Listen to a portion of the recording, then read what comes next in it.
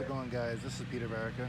For some reason, I feel like doing a crazy detailed walkthrough of the car today, and figured I'd go through each and every part and give you guys some guidance if you're looking for specific parts. Now, I don't know every model number off the top of my head, but I can definitely point you in the right direction. Just comment on here and I can tell you exactly where to look, maybe not for the exact part, something very similar. But I finished the car about 6 months ago in the winter with my buddy Mike. We had just finally finished the flux bands. It's not done, I'm gonna keep updating stuff. But I figure let's go through everything. So where do we begin? So I guess we'll start here. So the dash boxes I did get from Matt. Unfortunately, we can't get those anymore. And at this moment, I'm not really sure who might be working on those. Maybe Brett. But Matt always did a phenomenal job on these. The insides were just incredibly detailed.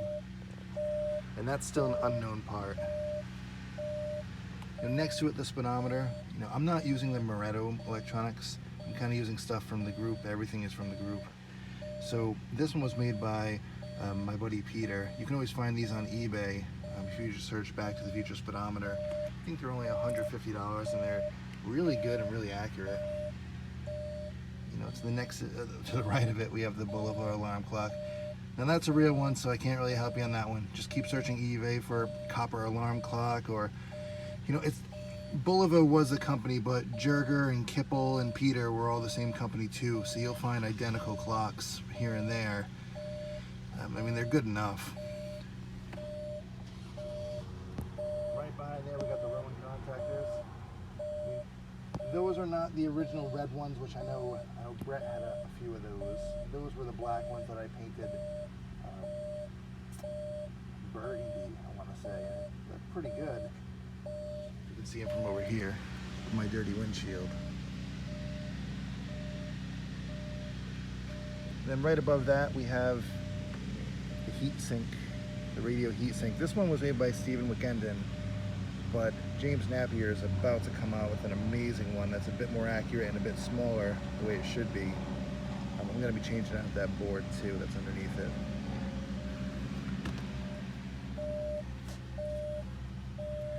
So the radio, this is the A-car radio, the Kraco one, the KID, I forgot the exact model, but again I can link you to it. It's not accurate, but it's what people are expecting to see now, because that's what's in the A-car.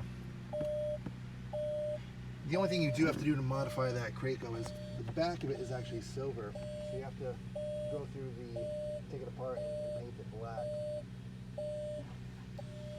Next to it is the air guide compass. Those are pretty easy. You can always find those on eBay. There's a few different variations, but you're looking for the one with the white border around the air guide logo. And also, some of them on top have arrows. You don't want that. The time circuits from Gary Dunster and Laurent. They're really good.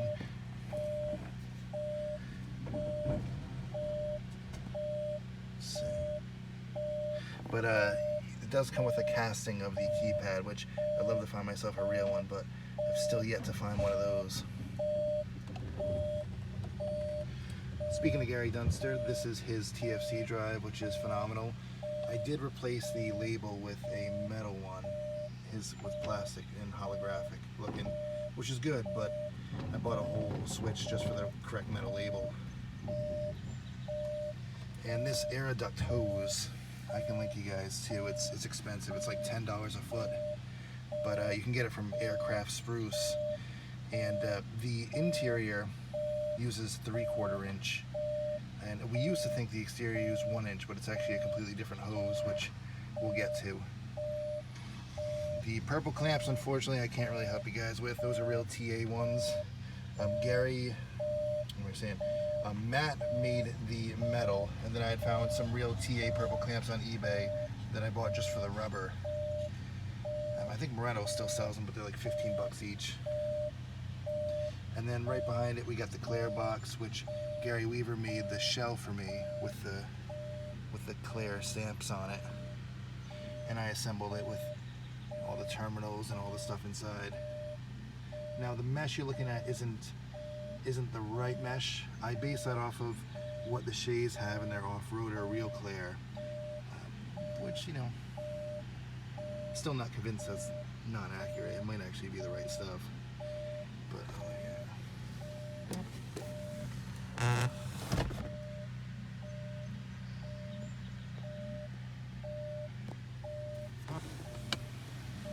We have more of that air duct wiring. Already looks like crap. It's only been on here for about a year, just from everyone getting in and out. Got that Kovacs curl. Now the upper console I had paid someone to make for me, and I really don't recommend you go through him because it took me a year and I had to redo about 90% of it. But James Rowland makes a phenomenal one right now, so just go with him. There's little updates you can do, like the Kulka strips are a little harder to find, but you can find those on eBay. I don't know if you can see the model number. And then that's a real Grimes light, of course. And the correct green switches, which are a bit harder to find. But I have mine kind of wired weird. You know, I just have the green button that turns off the entire arrays. So let's go back here. So we got the bailout bottle. Those aren't too bad to find on eBay. Just paint it red. And then these are castings of the elbows, because I still haven't found any correct metal ones, even from China, that are similar. And the LMB box.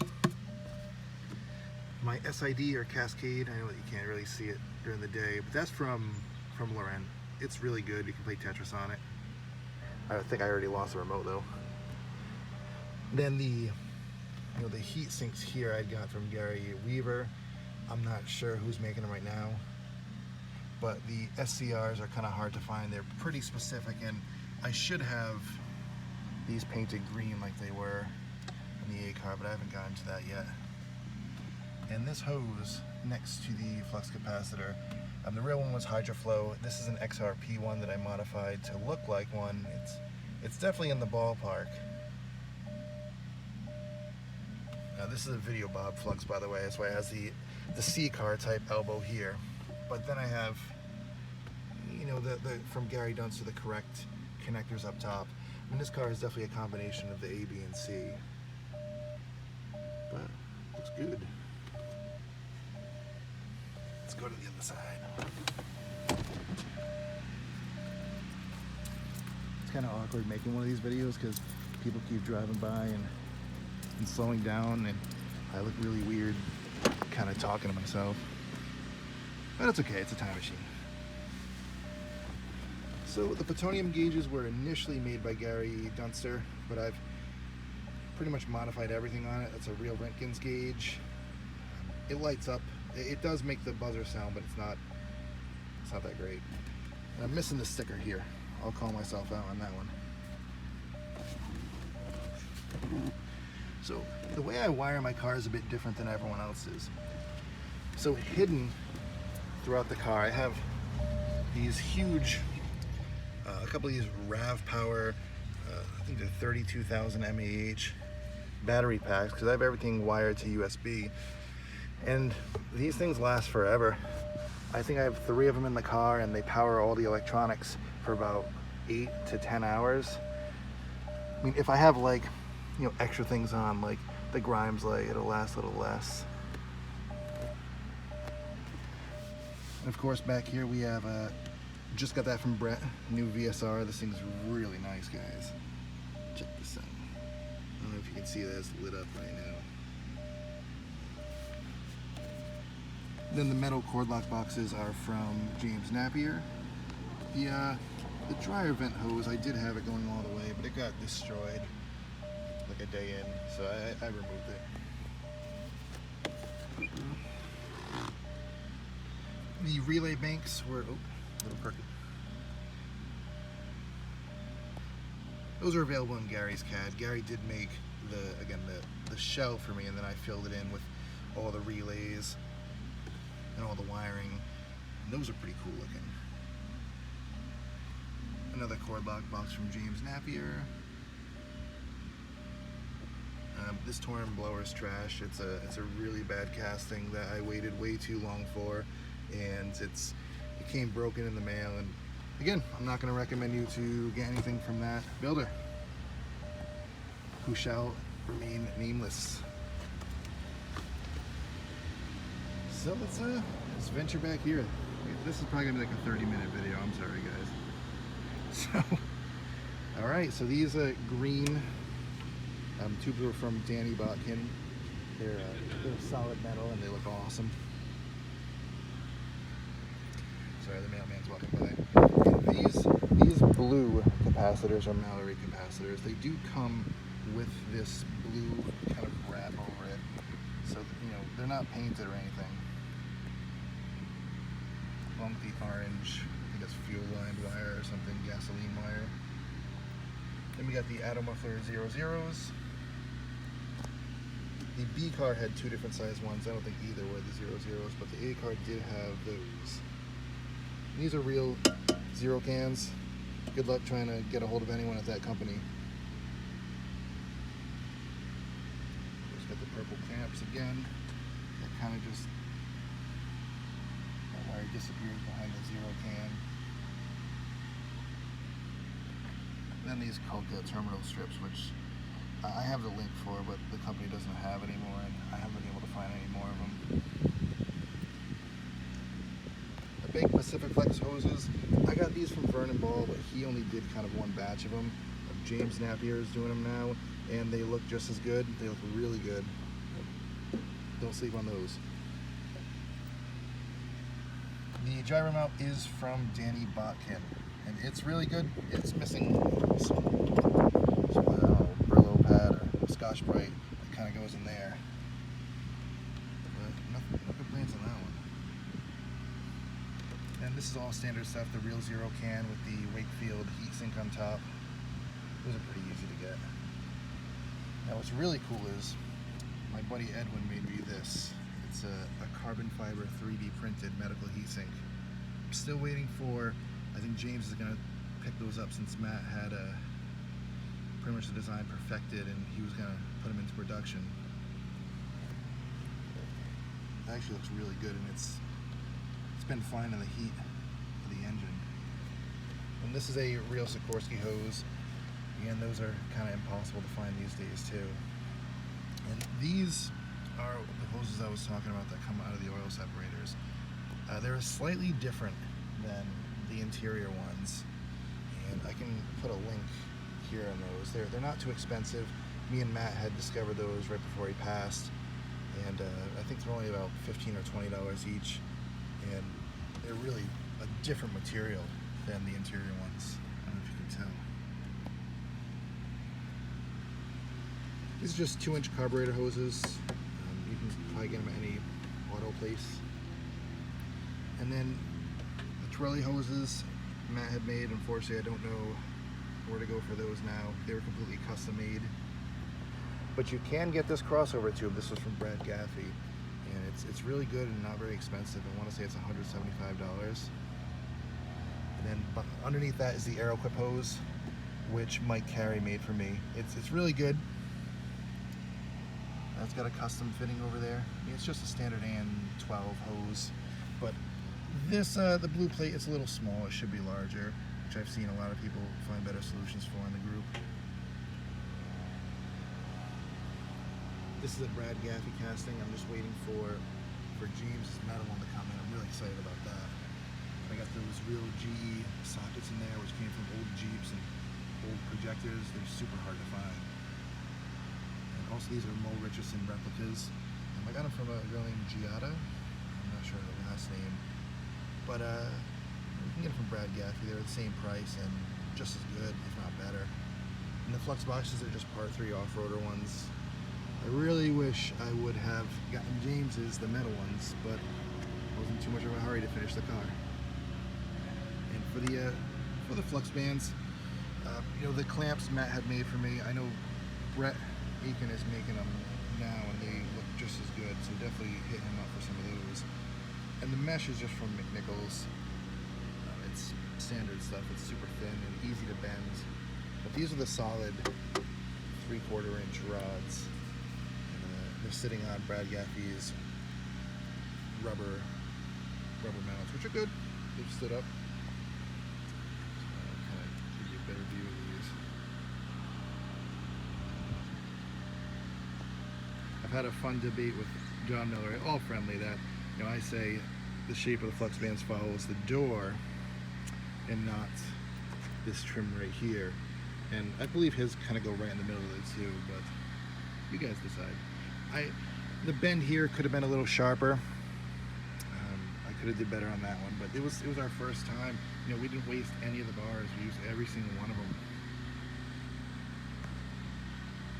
And I didn't do rivets here like I should have. I'm calling myself out on everything I could have done better. Things I would have done better next time. Back here we got a whole lot going on. So we got the real T195. Those are still available. You just have to hit up people selling them and ask if you can just buy the vents, which they probably won't, and you'll still end up spending $300. And this is wrong. I believe this is supposed to be the same zero can as what's in there in the gyro mount. I don't have too much information on that. And these are just casted elbows with casted clamps, because I haven't been able to find any of the correct. I want to say those are 2.5 inch ones. But these wraparound hoses are awesome. Matt had sent me these right before he had passed away, and these are a super expensive. It's not green; it's more of a gray type HS79 hose that we had found, which I can link you guys to. It's just expensive. It's like $35 or $40 a foot, and you need 6 feet of it. If you already have something, I'm sure it's fine. Obviously a Dodge Glare hubcap. This is from Joseph. I don't remember his last name, but this is a metal copy. But again, James is about to come out with a much better one, so just hold off on that bad boy. And all these little hoses were from Matt, so I don't have too much information on those, unfortunately.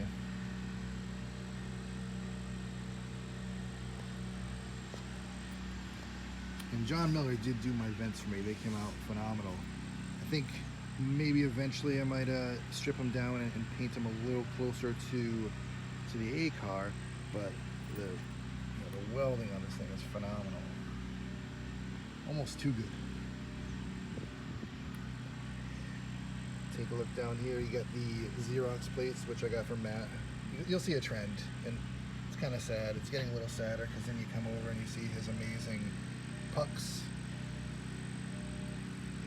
Which again, James is coming out with some really good ones coming up. The red capacitors I gotta redo. They need work. Mine are chipping away, and I also didn't cut them like a 1/4 inch, 1/2 inch off like I should have to make them a little shorter, but they do fit uncut. And yeah, little nameplate that I did in Photoshop, Scott Benson's selling right now. If you buy it and it says DMC 3166, that's my VIN. That's how you know it's me. And these Canon elbows are from China. They're nearly identical to vintage ones, and they're made of metal. I just couldn't figure out really a good way of attaching castings, so I don't know if you can see, I have them attached with also a metal fitting, which I can link you guys to. I basically screw that in, and then this just screws on too. But this is another one of those XRP hoses, the HS79 and 12 hoses. And then back there we got a real Janitrol, which I was able to score from Mike Carey for a very good price last year. Brett just found a brand new one, which is unheard of. I'm very jealous. And the hose coming out of the Janitrol, I had just gotten an AN16 1-inch hose from eBay and kind of made a custom fitting out of Lowe's parts into, again, everything here is from Lowe's. You guys can do it. It's not bad. It doesn't look perfect, but I'm not convinced it was a real hose to begin with. It might have all been fittings. And this orange Tiger hose you can get anywhere. That's just a 3-inch hose. And I don't think these zero cans are right. they look a little short.